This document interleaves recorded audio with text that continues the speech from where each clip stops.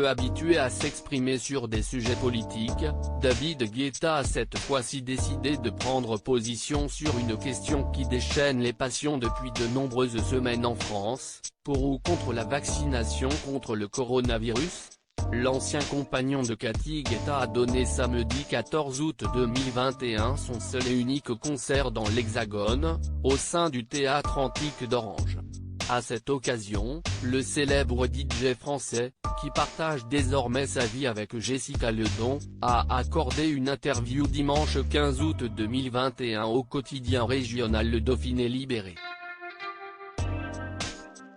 Résidant aujourd'hui aux États-Unis, David Guetta a fait part de son espoir de voir tout le monde se faire vacciner contre la Covid-19 à l'avenir.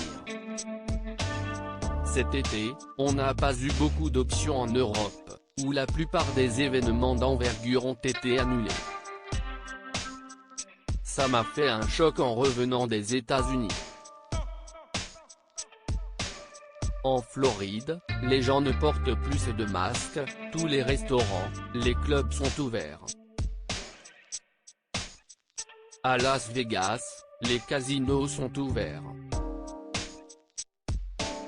J'ai halluciné sur le décalage entre les États-Unis et l'Europe, a souligné David Guetta, qui avait lancé une petite blague à l'attention d'Omar Sy sur le plateau de l'émission 20h30 le dimanche, présentée par Laurent Delahousse sur France 2.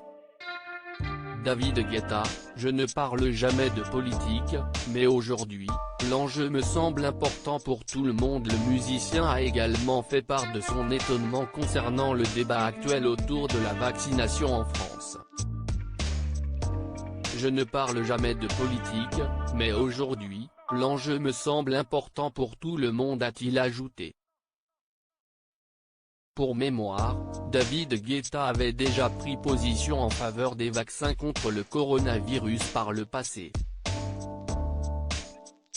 Il avait notamment expliqué à l'AFP que, selon lui, il n'existe pas d'autre issue que la vaccination pour mettre un terme à la pandémie de Covid-19. Je sais qu'il y a beaucoup de gens qui n'ont pas envie de le faire, le vaccin, note de la rédaction, mais je ne vois pas d'autre solution. Il n'y a pas d'autre issue et moi je vais le faire, et j'espère que d'ici l'été prochain on pourra faire la fête comme avant, avait-il déclaré en décembre 2020.